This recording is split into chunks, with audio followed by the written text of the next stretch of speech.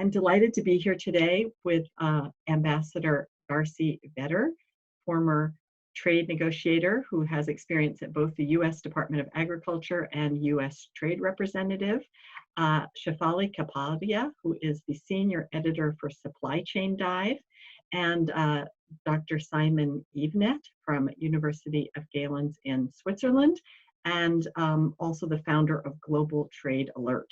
It's a pretty big news day for us to be discussing food security. I think most of you have seen that there's, in the US markets today, there's both a report out from the Labor Department saying that consumer food prices jumped 2.6% last month. And there's also, for those of you who've been on Twitter this morning, quite a Twitter storm brewing about meat, and in particular about people objecting to export support to China while there's shortages in US markets, particularly bacon shortages, which I think we can all agree is a pretty hot button issue for most Americans.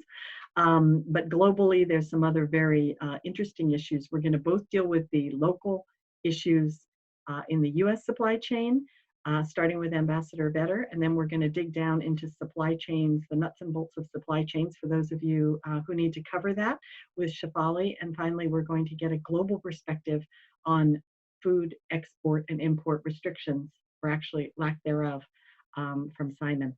So Ambassador Vetter, let me turn it over to you first. Great. Well, thank you very much, Sunny, and thanks to the National Press Foundation for hosting this. It's a pleasure to be here.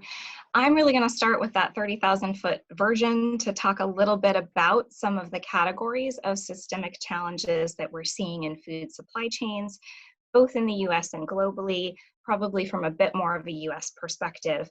But I'm going to be followed by two real experts who can then dig into that with Shefali and Simon, who can focus on specific supply chain issues and also what's happening more precisely with policies at borders around movements of food. Frankly, it can be really hard for people to reconcile these images that they're seeing of surplus on one side and scarcity on the other happening, at the same time. And we've been seeing a lot of those over the past several weeks. Again, you see people lining up for donations from food banks.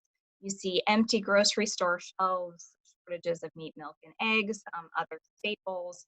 At the same time, you're seeing farmers who are dumping milk, plowing under fields of onions or squash, and most recently reports of having to euthanize hogs, which is always a hard story to read. Some of you have already done some great reporting on what those mismatches look like in our food supply chains, but I'm going to go over a few of those categories really quickly to talk about how those dots maybe aren't connecting and causing some of these problems. But I do want to keep a couple of things in mind. First of all, this is not overall a problem of supply.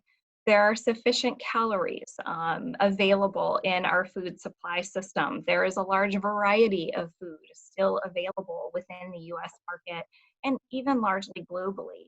What we see primarily is a logistical challenge and a failure of particular markets to line up to get food supplies precisely to the point of demand. You saw stories this morning that Sunny has referred to increases in consumer prices. Part of that is as a result of those localized markets not matching up and having sufficient supplies available at retail level. The second is that any one of the four areas of shock that I'm going to talk about would cause significant financial disruption for participants in the supply chain. The fact that they are happening all at once is really, I think, a critical part of this story, in that our policies and our coping mechanisms to react and adjust to so many things at once makes this really difficult. We often see oversupply of a particular commodity in a particular part of the country at a point in time, but for every product across the country to be affected at once, it really does make responding to that all that much more challenging. So the four areas of sort of those mismatches or broken links in the supply chain that I wanted to discuss. The first is the severe disruption of transport and transport networks to move our food. As economies began to lock down or to put restrictions on the movement of people, so too did that restrict movements of food. FAO notes that 1 of every 5 calories consumed in the world crosses a border. So 20% of our food moves internationally. And that's a 50% increase in trade in food from just 20 years ago.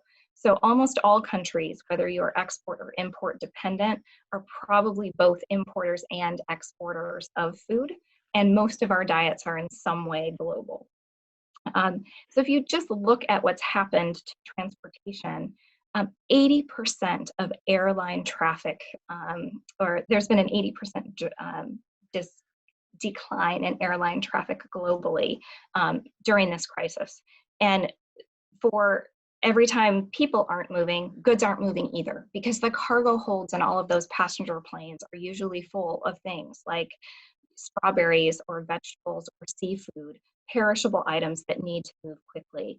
And so the lack of access to key markets because of that reduction in flights, or very expensive freight and shipping services to try to be able to ship those products by air, is what has taken their place. And in agriculture, the margins that producers often get on their products are relatively small. So lack of access and increase in those shipping costs have real ramifications for the agricultural economies. Similarly to air traffic, you see disruptions in the frequency of container shipping traffic, restrictions on truck traffic, no place for truckers to stop for the night or to have a meal as restaurants and hotels shut down. So you're seeing it by air, by land, and by sea. You've also seen an instant evaporation of food service markets. So that's simultaneous shutting down of restaurants, universities, hotels, other institutional settings. So we went overnight to a country where people ate more than 50% of their calories away from home to being at home all the time. And our shift in supply chain simply could not keep up.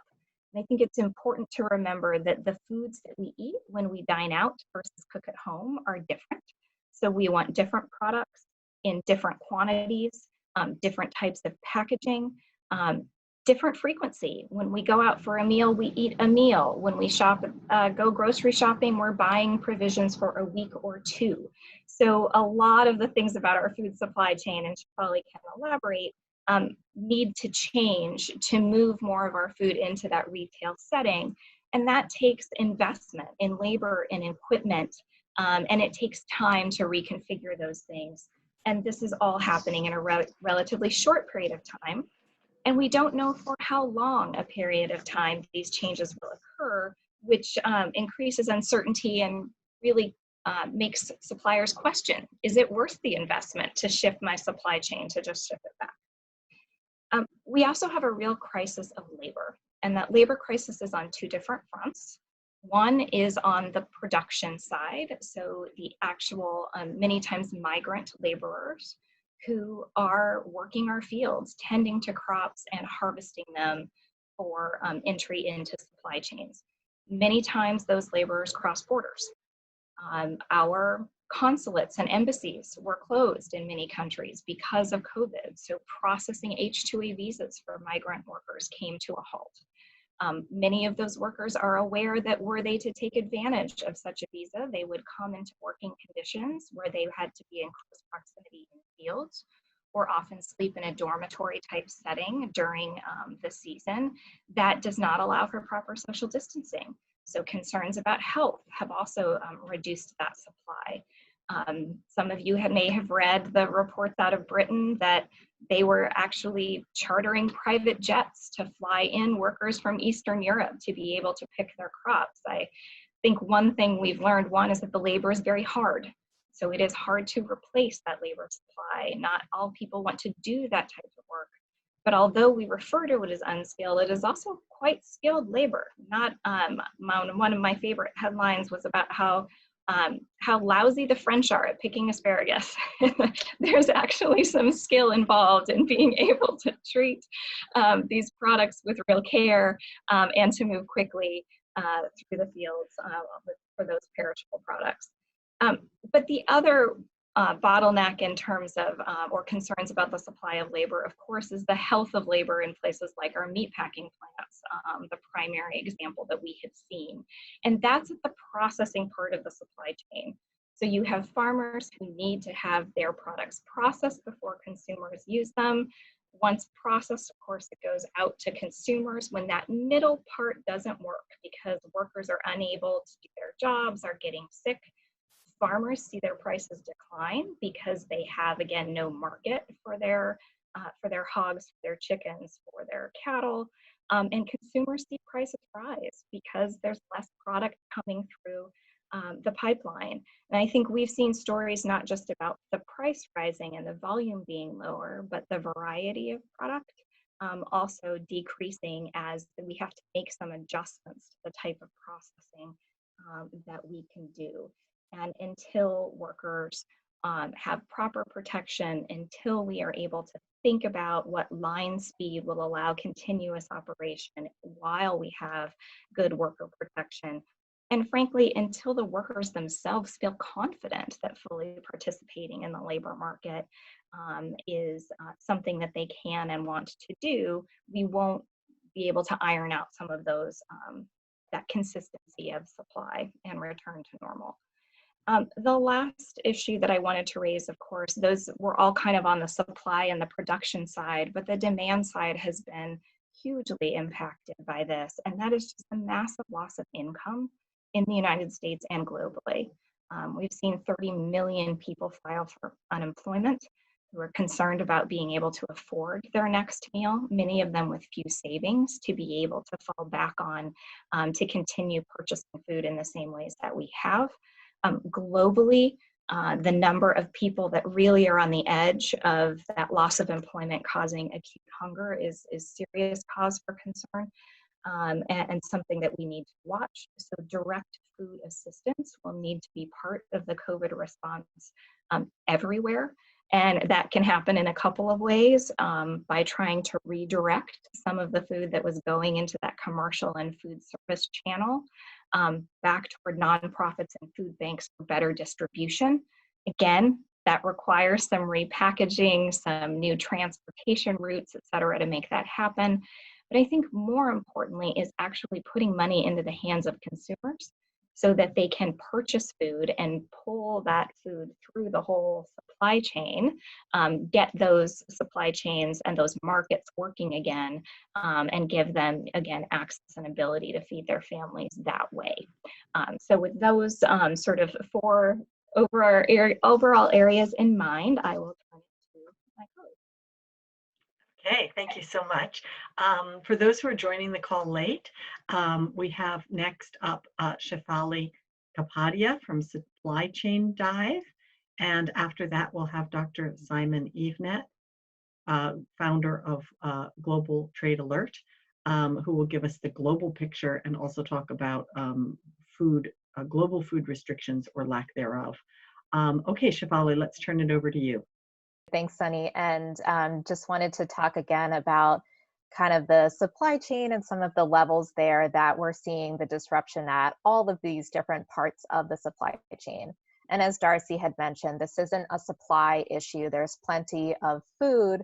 There's just this idea of a disconnect between what's happening, what's referred to as upstream in the supply chain. So that's on the farms, versus what you're seeing at the grocery store, which often is empty shelves or no meat of a certain type, or any sort of thing that might assume that there's a shortage. So it's really just this logistical disconnect that's happening. And the biggest thing really that happened there was this complete shift in the type of demand.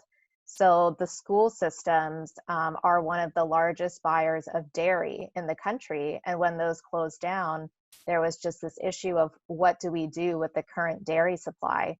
And it's just not as simple as simply saying, okay, we'll take the milk and the cheese and we'll send it to the grocery store, because that requires just an enormous amount of retooling the supply chain, everything from the packaging to the size of the package, to the labeling on it, to the transportation to get it there. It really can't even overemphasize how difficult it is, especially with the short notice and the sudden influx of disruption that the pandemic has caused to go through and change all of those kind of channels. So if a farm perhaps is used to having, 50-pound bags of potatoes that they give to distributors, and then that distributor gives it to a restaurant, well, now the restaurant isn't necessarily buying as much. So can the farm shift and instead make a 5-pound bag of potatoes that you would see at the grocery store? Maybe long term, but certainly in the 2 to 3 months that we've been dealing with this, it's incredibly difficult to do that because it requires a different type of bag. It requires different type of labeling. And then even the transportation to get it to places is totally different. And the customer base is different. You're essentially having to build up new customers, and there isn't kind of a line of, just get in line and sell to the grocery store. It requires an entire retooling and changing of the network. And similarly with things like automation. So there may be plants that are set up to put a certain product into trays or pallets or large scale types of packaging. And now that there needs to be a shift to a smaller set of packaging, that same automation won't work. And Darcy also alluded to this, but to change something like that is millions potentially of dollars in investment. And is it worth it for what is hopefully a short-term change in the supply chain where, eventually in a couple of months, restaurants and catering businesses and hotels and school systems and all of those factors will start to come back, and that part of the demand equation will come back. So it's really a choice of what the farms and the processors have to make in terms of how are they going to change the supply chain, if they change it at all, and always balancing the question of cost versus how much investment and how much is needed to really get things down to the grocery store and eventually the consumer level. So I wanted to just dig into the different aspects of the supply chain a little bit more. So for the farm level, this is, the big problem is the repackaging things and getting it to that same level. There's been a little bit of innovation in terms of things like community supported agriculture or consumers going directly to farmers and trying to get more of a, direct to farm or going directly to the source of the food. And I think that's been a consumer movement for some time now, just becoming more interested in things like local and supporting local businesses and local agriculture. But the same problems apply for farms that, maybe a small segment of their crops went to a direct-to-consumer type of business outlet, but still the majority perhaps went to something like a restaurant or a big industrial business. The USDA announced about a week ago that they were going to buy about $500 million worth of food, and specifically meat and dairy and produce from the farms, and kind of work on that process of this logistical issue that we've been discussing, which is repackaging it, transporting it to some of the food banks. Trump recently tweeted about, that the government would buy $3 billion worth of food from the farmers and support in all that way. So that is we'll see if that starts to alleviate some of the concerns, but that's one way to get this idea of surplus at the top and at the upstream part of the supply chain and translating it into getting back down to consumers. And so kind of the next step in this is the plant and the processing level. And one of the issues here has sort of come up because the large meat producers that you hear of all the time, so Tyson, Smithfield, Cargill, JBS, all of these have really started to dominate the market. And so you have tons and tons of farms, but there's a few processors that own the majority of the market share. And this creates that bottleneck and a choke point because you have tons and tons of farms streamlining into just a few processing plants. And that's why when we hear about these plants that have to shut down or have to reduce operating capacity, while it's like incredibly important for the safety of workers, that does have a decently significant impact on supply, because if you take one piece out of a very consolidated market, you do end up with quite a shortage. So that's kind of some of the reasons why we've seen some of the meat issues in terms of perhaps a certain product is not available at a lot of grocery stores, or there have been some warnings about potential meat shortages or increases in prices. And like the Labor Department said, today there's been some increase in the price of meat. So a lot of that has to do with that choke point essentially at the processor level. And then at the grocery level, and this is the one that is probably closest to home for a lot of us and where we see a lot of these impacts. And it's sort of it's not necessarily a demand issue, because as consumers, we're still buying roughly the same amount of stuff, and we might be consuming a few more snacks than usual, but for the most part, it's demand for food hasn't necessarily changed. But there is this sort of combination of demand and fear almost of when we see that, oh, the chicken section is almost empty, let me buy extra, let me freeze it. Or when the grocery stores have started putting up signs that say, you know, limit 2 per person for things like paper goods. And so that kind of reinforces this idea of panic buying. And one of the reasons for this is that supply chains over time, especially the grocery ones, have sort of they've adopted what's called a just-in-time model. And so this is where you don't have a ton of inventory that's sitting in the back room, or you don't have a lot of stock in the warehouses or the distribution centers, which of course makes sense for things like perishable goods that you don't want or can't have sitting around for a long time.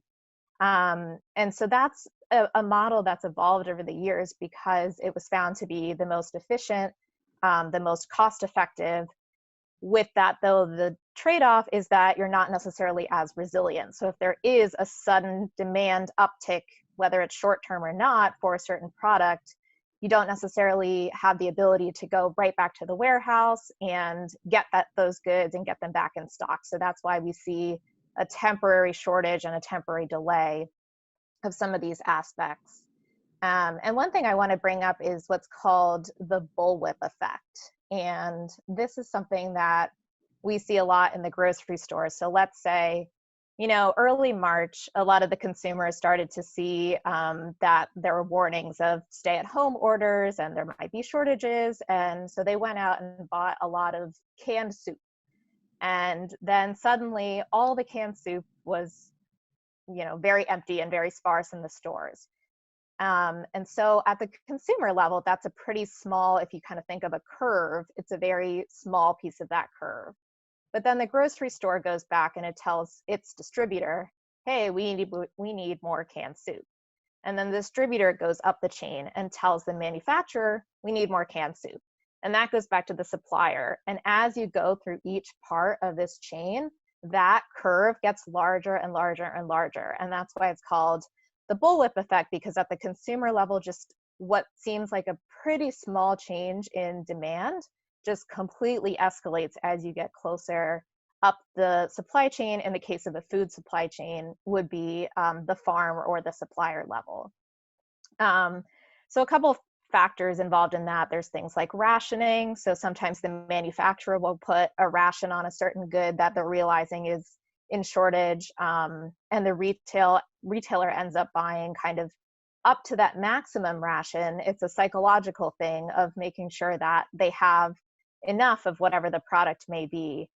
And same with things like order batching. So if there are more, you know, perhaps one grocery store typically orders on Tuesday and Thursday, and the other one orders Monday and Wednesday. Well, now with more consumers buying things, they decide, okay, I think we should all order stuff on Friday as well, even though it's not necessarily a demand uptick for either of those grocery stores. It reflects as a demand uptick for the manufacturer because now they're seeing double the number of orders on Friday.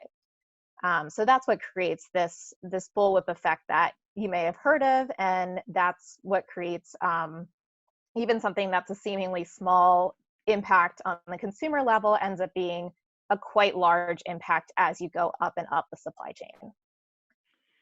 But just, yeah, go ahead, Sunny.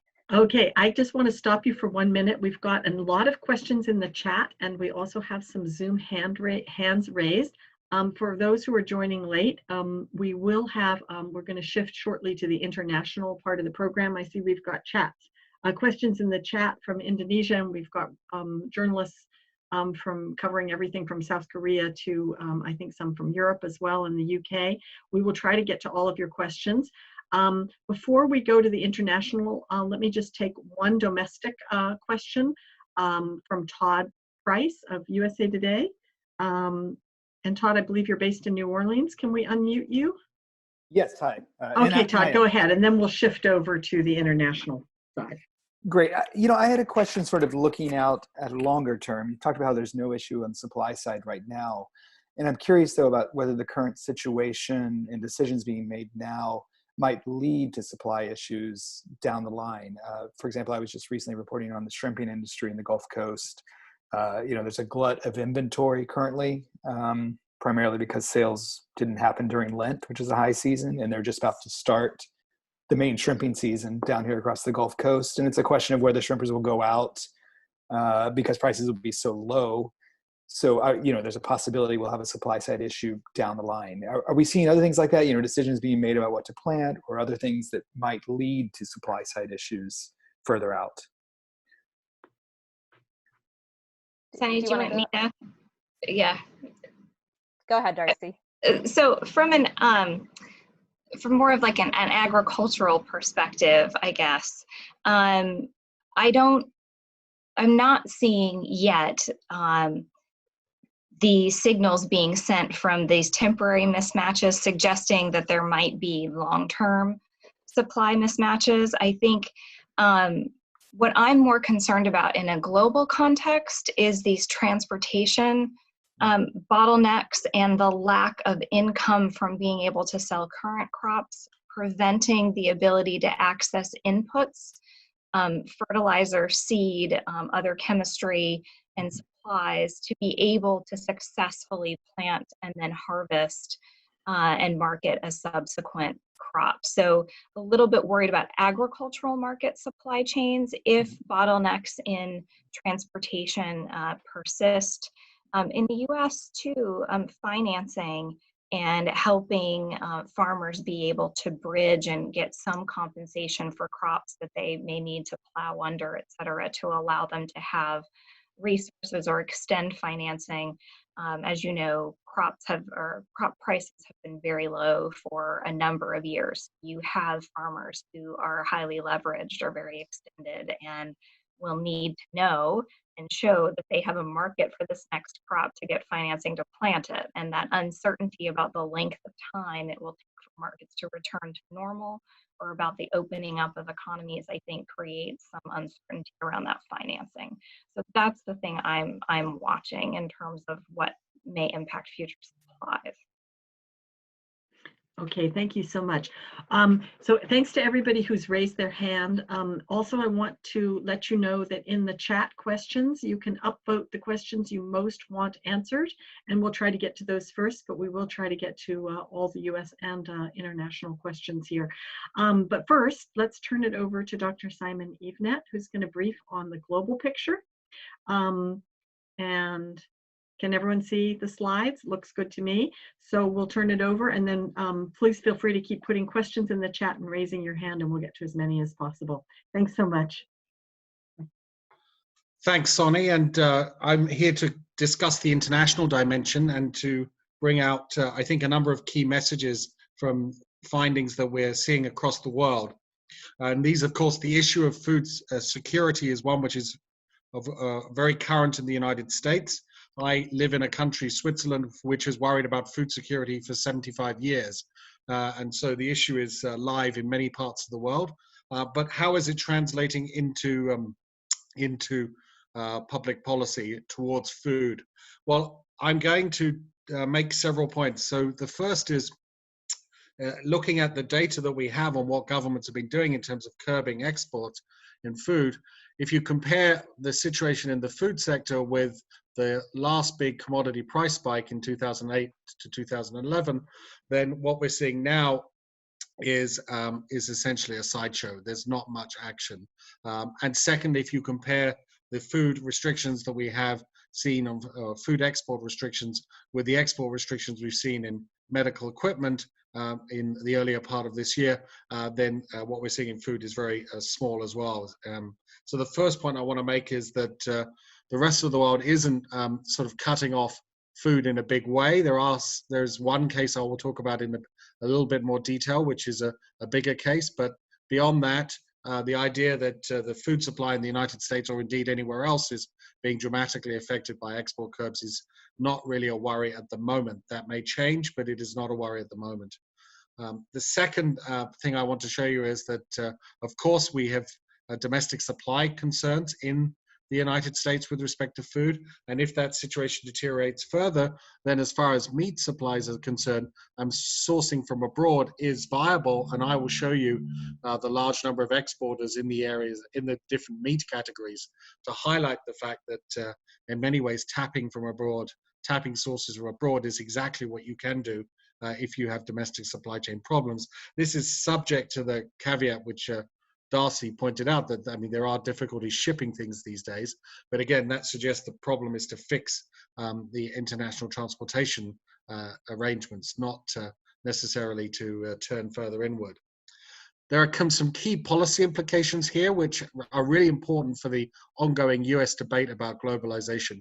So first here, globalization is actually part of the solution, and it's actually can be leveraged, that is tapping overseas markets to mitigate domestic US supply disruption. And that's a plus. So often we hear occasional talk about how we're too reliant on foreigners for this, that, and the other. This is a counterpoint. Actually, the fact that we can source from abroad is a major positive. So please bear these findings in mind whenever you hear economic nationalists telling you that only domestic suppliers are reliable and that foreign suppliers can't be trusted. Quite the opposite. At the moment, it seems the foreign suppliers are able to supply much of the world, and it's the domestic suppliers who have a problem.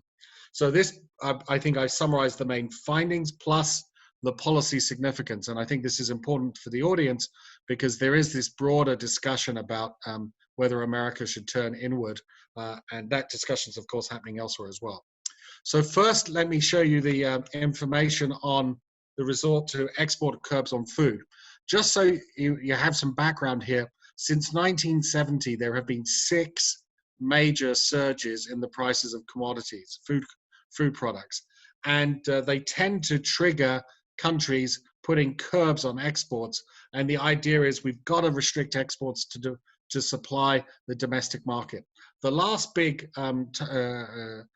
outburst of these export curbs happened in 2008 to 2011.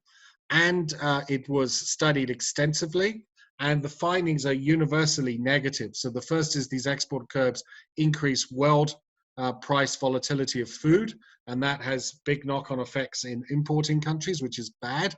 But the most important finding of all was that in most countries where they use export curbs, domestic prices of the food concerned did not fall. And that's because normally if there's some disruption at home, that's the dominant factor. The export curb doesn't fix the problem. It doesn't assure domestic supply. So for those of us who've tracked this over the years, when we saw or started hearing about the latest outbursts of outbreak of export curbs, the first reaction was, here we go again. We know this stuff doesn't work. These are all short-term palliatives. The good news is that, relatively speaking, very few countries have actually curbed exports. And I have data here from the initiative which I run, which we jointly produce this data with the World Bank and the European University Institute in Florence. And what we have found as of yesterday is that only 27 countries have implemented some type of export control on food since the beginning of 2020. And I should tell you that many of those countries have now reversed those measures.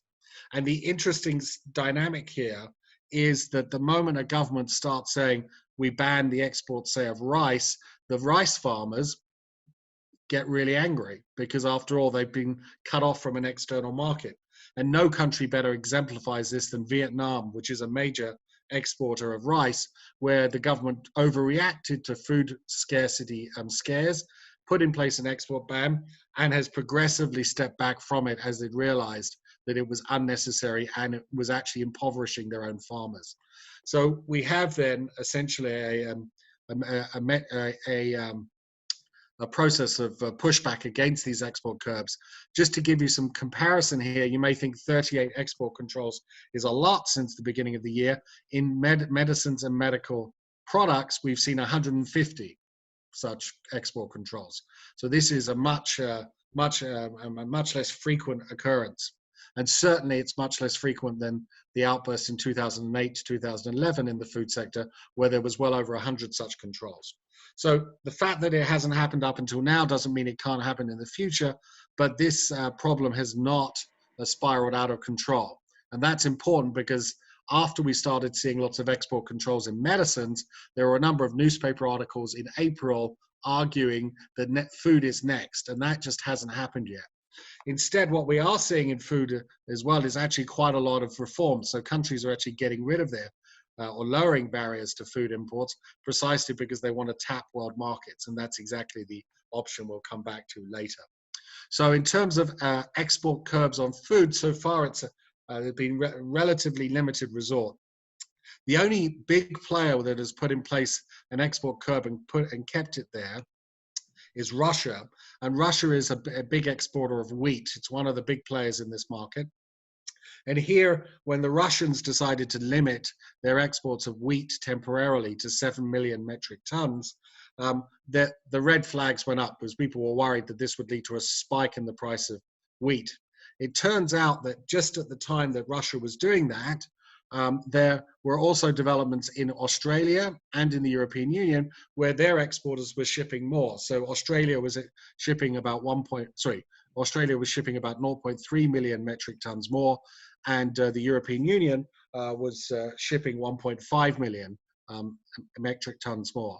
So those two changes in Australia and the European Union offset entirely what was happening in Russia, and that's why on the right-hand side here you can see that the price of wheat has not spiked as a result of this export ban by Russia. So the people who track this on a very detailed day-by-day basis are not sounding the alarm here. So what this means is that we are not seeing a generalized phenomenon where foreign suppliers of food to the United States or anywhere are refusing to supply. Quite the opposite. These markets are in principle open. There are indeed concerns about shipping commodities. Darcy mentioned those, and that's not to be denied, but that's a problem which needs fixing. It's the problem that doesn't need fixing is the adequacy of food. So overall then, there is no sort of external threat to the US food supply. If there's an internal problem, then of course that needs to be fixed. And we've just heard from Shefali what that might involve. Now, of course, if there is a disruption to US supply, then we have to, then one option is to start sourcing from abroad. Here, and of course the issue arises when the US also exports lots of food. Often a lot of what the US exports is not what the US wants to eat. And this is where, there's the stories about exports of food to, pig meat to, or pork to China. The types of pork which are being exported are very different from the types which are eaten in the United States. So it's not exactly a one-for-one, but to the extent that the US, what the US exports is what people want to eat in the US, then of course exports can be reduced. But more importantly, we also have lots of other countries which supplied lots of beef, meat, beef, chicken, and pork. And I have here three slides which highlight this. And so we have on the right-hand side here, this is using the latest United Nations trade data on beef. And you can see in dark blue the number of countries which consistently export more than $1 billion worth of beef. And there's quite a number of those countries. And two of them, of course, border the United States in a well-established trading patterns there. So I want to suggest to you that before the pandemic took off, we had over 40 countries which are major potential exports of beef and therefore major sources of beef for the United States. And so using globalization to help offset domestic supply problems is one option which is on the table. And it's not just a matter of beef. You can see this also in the area of pork and in chicken. and you can see that there are big suppliers, there are large exporters as well there. Now, a really important point to make here is that countries are going through the pandemic at different phases. So, much of East Asia now has gone through the first wave. It's true that parts of Europe are still in trouble, such as the UK, but you also have parts of Europe now which are moving through the other side, and they may soon be able to start contributing to food supplies again. And of course, we have different developments in the Americas. And that's important to know, because it's not the case that everyone gets hit by this pandemic at the same time. So it's not the case that every country is going to suddenly stop exporting food. They can export food and indeed take advantage of the opportunity to export food and to supply markets where there are supply disruptions.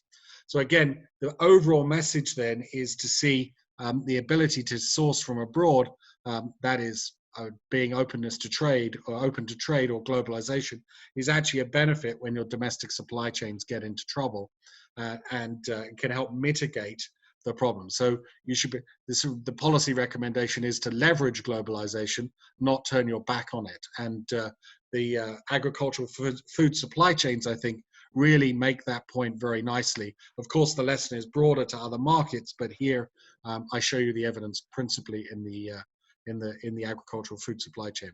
So I think Sonny, that's pretty much what I should stop here and then hand it over back to you. Thank you. Okay, well, thank you so much for that presentation. Everyone, these slides will be posted online afterwards, along with a lot of resources and links to some of the articles and the studies that we've been discussing. So just stand by. We'll also be posting the video afterwards. Okay, let me turn it over. We've got a couple of questions online, actually several coming in the chat with a similar theme, which is behavioral changes. And this is interesting because regardless of your point, Dr. Yvonette, that globalization is kind of the solution to our problems, there's also a lot of talk about whether we should be changing our behaviors. So two of those questions, one from Patricia Villone, is the broken food supply chain creating an increase in the eat local food market? Are more people buying at local food markets? And there's a similar question, interestingly, coming in from Indonesia, from a reporter in Indonesia, asking, will this be a new normal for food habits or lifestyle in the global world or local community? So is this a short-term disruption where things are going to revert to normal as soon as the pandemic is over?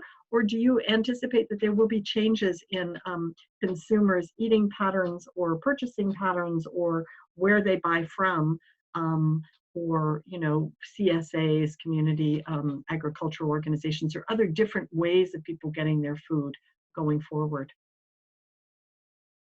Maybe Ambassador Vetter, can you take that one? Sure, no problem. I think in some ways that remains to be seen. I think these disruptions have made people think more about where their supplies come from. We have seen short-term increases in both direct-to-consumer marketing from farms and suppliers, but also consumers seeking that out, particularly towards the beginning of the COVID crisis. Once supply chains sort of go back to normal, the question about whether what they received meets their lifestyle and their demand and the product they're used to getting, whether they continue to cook at home as much or go back to consuming more outside the home. I think all of those behaviors, whether they're short or long term, remains to be seen a bit. I mean, certainly I've been cooking more than I had. I'm much more probably purchasing more sort of whole unprocessed foods and seeing all the things I can do with it. I think my aspiration would be to continue doing that, whether my lifestyle allows, for the amount of time I'd like to spend in the kitchen. Once I actually have an office to go back to, the pace at which that happens, I think we will see. Perhaps there's a mixture of more buying that locally, but also wanting the variety and the convenience we see from reverting back to more maybe national or larger supply chains. But I think that's a good question and something to keep your eye on, consumer behavior as we open back up. Okay. Now, although Twitter is blowing up about meat today, the journalists on this call are, a couple people are asking about seafood. So let me ask you two seafood questions. One is, what are the long-term, and I'd like to flag for everyone on the call, of course, seafood is very heavily imported in this country. I don't know about other countries. Seafood seems uniquely impacted by the pandemic. What long-term impacts will the seafood industry have to grapple with? We also have a question about restaurants, back to this issue that Shefali, you were raising about where people buy what and whether producers can do it. So most Americans eat seafoods at restaurants. Restaurants have closed, so that reduces demand. And prices for some products, crab or shrimp, have plummeted due to a glut. So as Claude was saying earlier, that makes some fishermen reluctant. They think twice about whether they want to go out to fish. So if restaurants don't open at full capacity for many months, what long-term changes might the seafood industry experience? And can I just ask that question also globally? What happens to the global seafood markets? Because frankly, a lot of US seafood now is coming in from overseas, and particularly from Asia. I would love to hear what the other panelists have to say too. I mean, I do think that there are fewer cooks maybe who feel confident with seafood, or we tend to dine out for seafood rather than preparing it at home. You know, here in the United States, although I was on the phone with a colleague of mine from Brussels saying that that situation is not quite the same in many markets in Europe, where seafood is more a part of their staple diet and more sort of locally available. So, you know, the long-term trend, to what extent those sales are down everywhere, and what that means for global access to markets, particularly for large seafood providers. I have not seen that data, but I think that's an interesting question. But have certainly seen that, you know, reopening restaurants here is really key to boosting sales of seafood in the United States. I think part of that question is whether consumer packaging, frozen preparations, you know, can we look for other ways to supply that at more of a consumer level over time? But back to Shefali's comments, if you don't know how long the supply chain will be geared toward retail versus restaurants, then will those investments or those adjustments be made? That I think is a key question. How long is seafood looking at this change being implemented? Okay, thank you. Let's see. This is a question about USDA. So Ambassador Vetter, I'm going to throw that one to you. Do the experts see a need to reset USDA's current massive programs to subsidize or promote commodity crops, soybeans, corns? What changes would make the food supply chain function better in the US? And can I also ask, since you were an agricultural negotiator, how is this going to impact on the global market? And since commodities have been a major issue between the US and China, with China agreeing in the last phase to purchase US commodities, and that was supposed to take some of the pressure off, but it doesn't seem to have ameliorated the US-China relationship, quite the reverse. Wow, those are two really big questions. I would say that in general, USDA has a number of programs and policies in place to assist farmers, particularly in times of surplus or in times of disaster, to try and bridge a market disruption. But it has more experience in sort of paying farmers for losses. USDA also administers the SNAP program, and so it has a lot of experience in working with consumers to try and put money in their hands to make sure that they can feed their families. In between, USDA has less experience and authorities in moving in quick and in broad fashion, and it's that in-between pieces where processors have, you know, labor issues, where that commercial supply chain is not working, that they're trying to knit back together.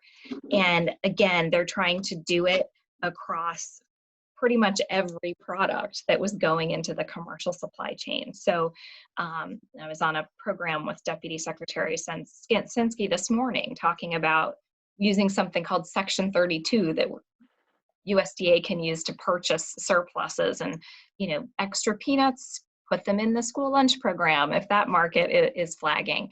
But it's usually a particular product in a particular region for a period of time, not the full market. And so this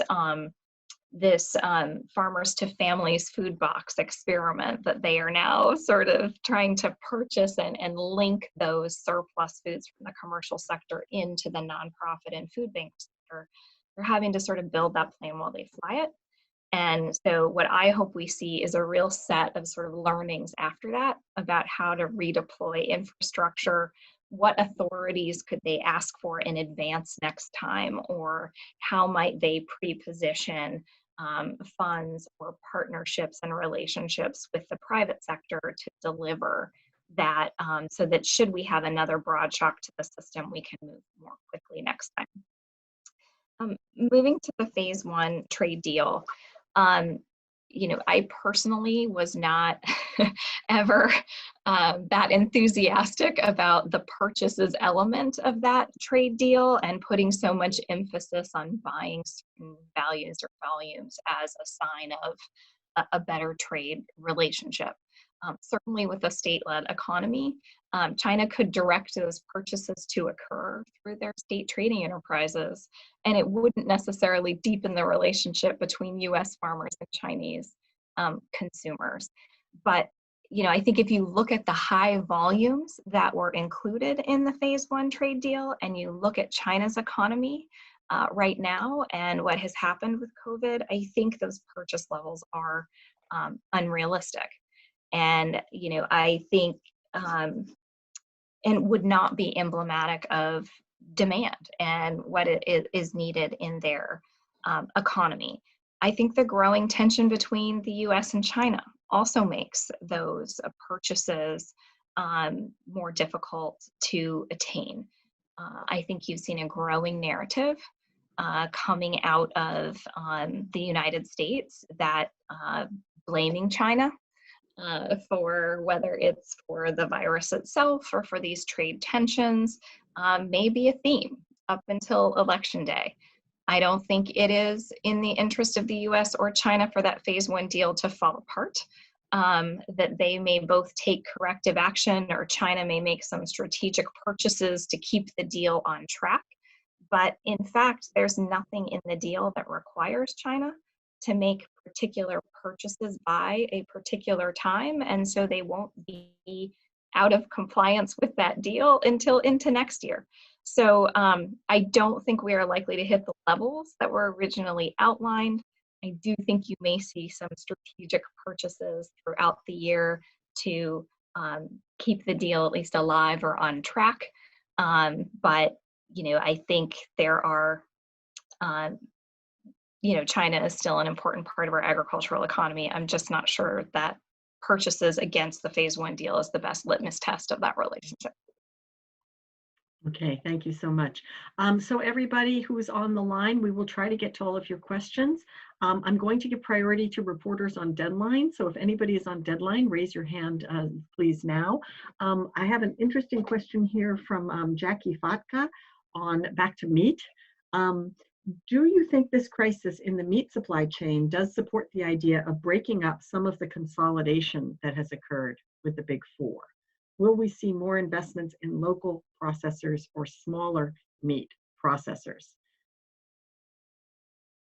I can take that one. Okay, thank you, Shafala. Yeah. So I think it definitely supports the argument for it, in the sense that we have all of these farms channeling into a very small portion of meat processing plants. And that's what creates that bottleneck, especially if any of those are closed down or not operating at full capacity. Reality, I don't know if that will actually happen, just because these big producers have such a large portion of the market share. And in many cases, they have what's referred to as a vertically integrated supply chain. So they own a lot of pieces of the supply chain. So they have exclusive deals with the farmers They may even have them with the distributors. And so because they sort of have this entire control over that chain, it makes it very difficult for a local or a small processor to kind of break into the market. So is there an argument for more of them? Certainly, and I think it would make the supply chain more agile and resilient to these kind of disruptions should they happen again. In reality, I don't know if we're really going to see that, just because of how dominated it is by the big four, and how much control they have over a lot of aspects of the supply chain. Okay, thank you. We have another question back to the labor issue. And if we have any French journalists on the line that would like to dispute their bad reputation as asparagus pickers, you can weigh in now. But meanwhile, here's a question about those who are currently unemployed. Is there any effort to see if people who are currently unemployed could work where there are currently labor shortages, or is that not feasible? Either.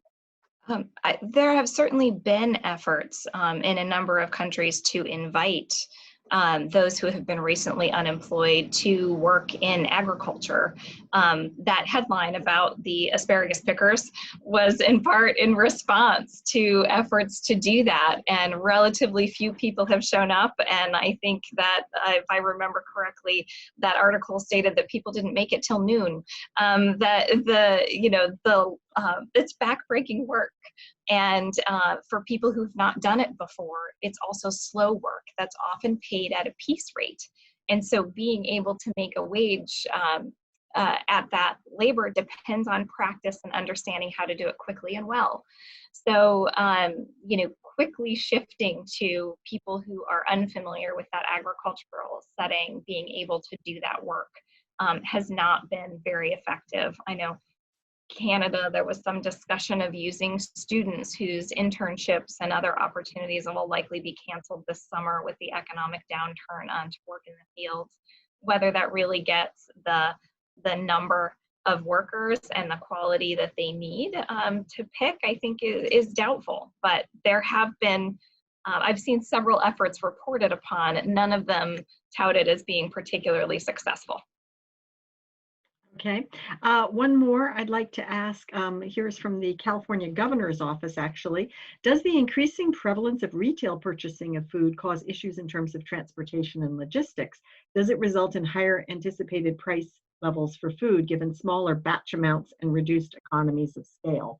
And I think Shefali, you covered this a bit before, but do you want to, either of you want to circle back on that question?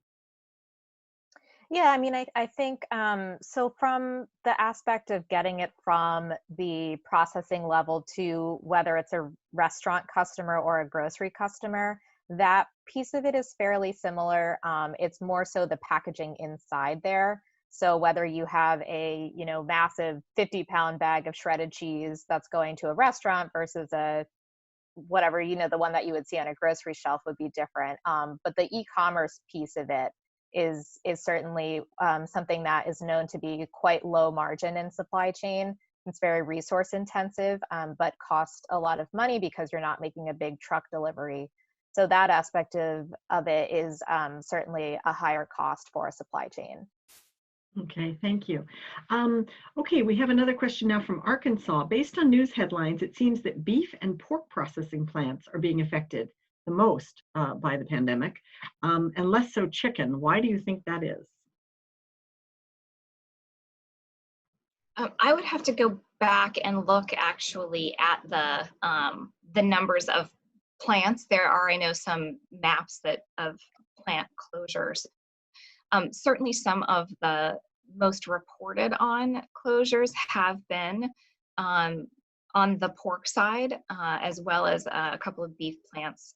But, it may be physically the operation of those plants. And I think one of the things that the industry and, USDA and OSHA and others are trying to get a handle on is how the proximity and the physical layout of those occupations might contribute to spread of the virus. I think it's important to remind folks here that this is not a foodborne pathogen, and so this is not a food safety question, it's safety of the workers, and how the virus spreads in communal areas, in the way that they walk into, they stand, they move through the plant, and a better understanding of that. So I would want to go back and look at that data again and actually see numbers in types of plants to compare fully beef versus pork versus chicken. But each of those processing lines are going to be designed differently for how you would process that animal. And that's a place that I would look for how that might affect transmission. Okay. Well, we're coming toward the end of our program here. We will stay on a little bit longer for those who want to ask questions, but I'd like to ask a last question for each of you on behalf of the journalists on this call. What are the big stories that you see coming up next? What should journalists be focusing on, and what should editors be thinking about going forward in the next week, month, 3 months? What's on the horizon? Ambassador Vetter, you want to go first? Sure. I think you've mentioned this already, and certainly Simon touched on it, but I think these calls for sort of nationalism or bringing the food supply home, I've seen a real uptick in reporting suggesting that where there are shortages on shelves, we should prevent exports, or where you've seen surplus at the beginning of that supply chain, preventing imports. I think it's really important to remember that in the United States, we are one of the biggest food exporters, but also one of the biggest food importers in the world, and that we are also a very big country. So serving markets in Texas may be easier to do from Mexico than from Maine, that we have transportation networks, that we have supply chain relationships that can move just as easily across borders to Canada and Mexico as they can across the United States. And so most efficiently providing access and variety for consumers, as well as opportunities to sell products to farmers might be across borders. And so I would watch some of that language. I know we saw some reporting today about sending product to China, wanting to stop saying we should not be feeding pork to China. I think if you look at what pork is and the variety of product that comes from those animals, the products that we send to China are often things that Americans don't eat or prepare. And so it's not a zero-sum game to participate in international commerce or to feed the US population. It's a much more nuanced argument than that. Okay. Shefali, how about you? What should editors and reporters be looking for? I think in the short term, there is going to be sort of an interesting situation with storage, specifically cold storage, and where farmers or processors or whoever it may be is going to store a lot of the goods. And that's especially going to be kind of this time factor of how long does it take the restaurant supply chains to kind of ramp back up and start moving again, and how does that affect what's in storage and how it may be able to move. So I would say in the short term, that's something to look at. And then longer term, I think this idea of automation from a business perspective is going to be something to watch. So with, we were talking about on this call earlier about the worker safety aspects and making sure that in a plant, workers are staged far apart, that they have the right cleaning protocols, that they have the PPE that they may need. But also, what effect does automation have in something like that of, can you spread people farther apart but have an autonomous robot moving things back and forth? Or can you have one piece of the cleaning process automated so that workers don't have to stand there over an assembly line in close proximity, or even that they don't have to have so many shifts and don't have to be coming into work. So I'll be curious to see kind of long-term how those investments in automation play out from a safety perspective as well as an efficiency perspective. Okay, thank you. Simon? Okay, so I think one thing I would be tracking is just how quickly do these supply chains, which have been disrupted, reconfigure and start working again? Because there's a lot of talk about, okay, they are disrupted now, but what we have seen from lots of supply chain disruptions, whether it was the earthquakes eastern Japan, the flooding in the valleys in Thailand, which disrupted the entire electronics supply chains and the auto supply chains, the private sector reacts really fast to this. And so there may appear to be a drama now, but will there be a drama 1 or 2 months from now? We will see. So I think the time to adjust is really important, because that will determine the lessons which get drawn from this episode. And of course, one of those lessons is exactly what Ambassador Vetter said about questions of self-reliance. To what extent can we do we have to do all these supply chains at home, et cetera, et cetera. The second point has already been made about automation. I think automation is going to be important, not just inside these food processing plants. To what extent will people be displaced? There's another dimension, and something else I would recommend journalists watch very carefully, and that is the cross-border movement of seasonal workers for picking products, because that will be, I suspect, a problem in the United States. It will be a huge problem in Europe, where there's so many Western European countries rely on hundreds of thousands of seasonal workers to come over. So you may end up having images in the summer of rotting food in fields. And that will be a big issue to watch. And then the last thing to watch is, let's see if there is this big uptick in food export curbs. So far, we haven't seen them, but that doesn't mean it couldn't get worse. So that's a thing to watch as well, to see if there are developments in that regard. And if there are, then you can bet your life the economic nationalists will turn around and say, this is why we have to rely only on domestic sources. And that takes us back to other points which have been made here, which is that there are huge benefits to international trade, not least of which is the variety of our food consumption as well.